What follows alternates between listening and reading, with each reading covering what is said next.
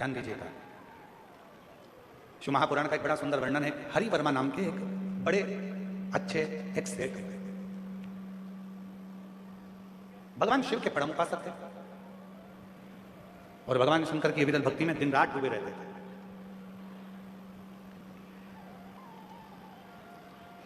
दूर दूर जाते, व्यापार करते और उस व्यापार को बढ़ाने का प्रयास। ऐसा कौन व्यक्ति है जो अपने व्यापार को नहीं बढ़ाएगा?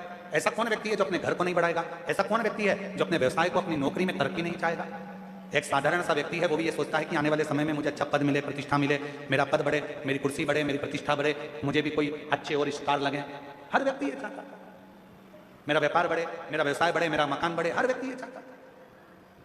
पर निवेदन है, जैसे हम व्यापार को बढ़ाने का प्रयास करते हैं, जैसे हम मकान को बढ़ाने का प्रयास करते हैं, जैसे हम प्रमोशन को बढ़ाने का प्रयास करते हैं, जैसे हम नौकरी को बढ़ाने का प्रयास करते हैं, शिव महापुराण की कथा कथी है, वैसा ही थोड़ा सा प्रयास भगवान शंकर की भक्ति को बढ़ाने का भी करते रहो, जिससे हमारे जीवन के मार्ग सुलझते चले।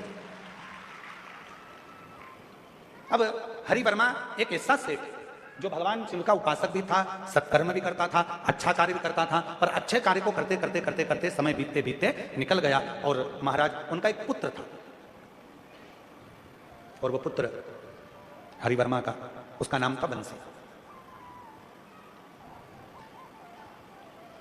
पिता धर्मात्मा, मां पुण्यात्मा, सत्कर्म में लगने वाले, और बेटा बिल्कुल विपरीत चलने वाला, बिल्कुल विपरीत। पर जितेंद्र जी, हम आपको बहुत साधुवाद देंगे।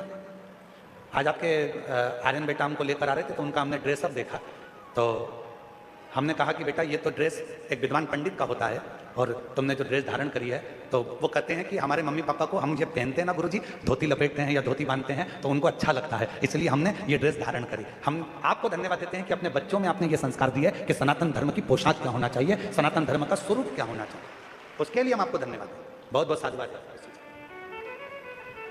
अब जो हरि वर्मा थे, धर्मात्मा थे, पुण्यात्मा थे, सत्कर्मी थे, भजनावली थे, कीर्तनी थे, सब कुछ करते थे, अच्छे से अच्छा कार्य करते थे, सब श्रेष्ठ कर्म करते थे, सब श्रेष्ठ कार्य करते थे। पर उनका जो पुत्र था बंसी, वो उनके कहने पर नहीं चलता था।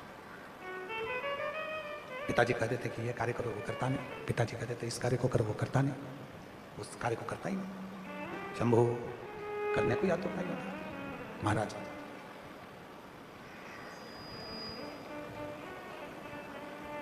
हरि वर्मा एक पूजन में बैठे हुए थे और शिव जी की आराधना हरि वर्मा कर रहे थे, शिव की आराधना। उनका पूजन पूरा हुआ, बेटे से कहा कि ये जो भगवान शंकर पर चढ़ा हुआ निर्माल्य है, इसको विसर्जन करने ले जाए। और बेटा उस निर्माल्य को विसर्जन करने के लिए नहीं ले गया और पिता को अपशब्द करने लगा, ताने देने लगा, आड़ा टेढ़ा करने लगा, बहुत ताने दिए। मेरी जीजियों, मेरे जीजाओं, मेरी बेटियों, बेटाओं, मेरी माताओं, मेरे बुजुर्ग माता पिता, एक बात अपने अंदर उतार कर रखना। किसी भी व्रत को करो, किसी भी पूजन को करो, किसी भी अनुष्ठान को करो, किसी भी साधना को करो, तो प्रयास करना कि अपने बल पर, अपने बल पर। कई लोगों की व्यवस्था क्या होती है, जाना बेटा पूजन का सामान यहाँ ला रख देना, जाना बेटी जरा सा सामान इधर ला कर रख देना, थोड़ा सा सामान इधर से लाओ, थोड़ा सा सामान जा तू लेकर आ। अगर हम व्रत कर रहे हैं, हम पूजन कर रहे हैं, यहाँ तक पशुपति व्रत में वर्णन आता है कि पशुपति व्रत को करने वाली महिला हो, पुरुष हो, बच्चे हो, बूढ़े हो, कोई भी अगर पशुपति व्रत को कर रहे हैं, तो यहाँ तक नियम आता है कि पशुपति व्रत करने वाले को पूजन की थाली खुद लगाना चाहिए। और यहां तक वर्णन आता है कि अगर कोई प्रसाद बना रहे हो, खीर बना रहे हो, हलवा बना रहे हो, मीठे भात बना रहे हो, मीठे चावल बना रहे हो, पुआ बना रहे हो, कुछ भी अगर तुम बना रहे हो, मीठी पूड़ी बना रहे हो, सीरा बना रहे हो, मीठा चावल, मीठे खीर, खिरान, कुछ भी बना रहे हो, तो वो खुद बनाओ।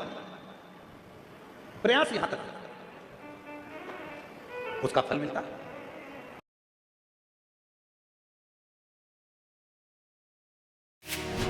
भारत की तरक्की की असली ताकत उसके श्रमिक, जिनकी मेहनत को मिल रही है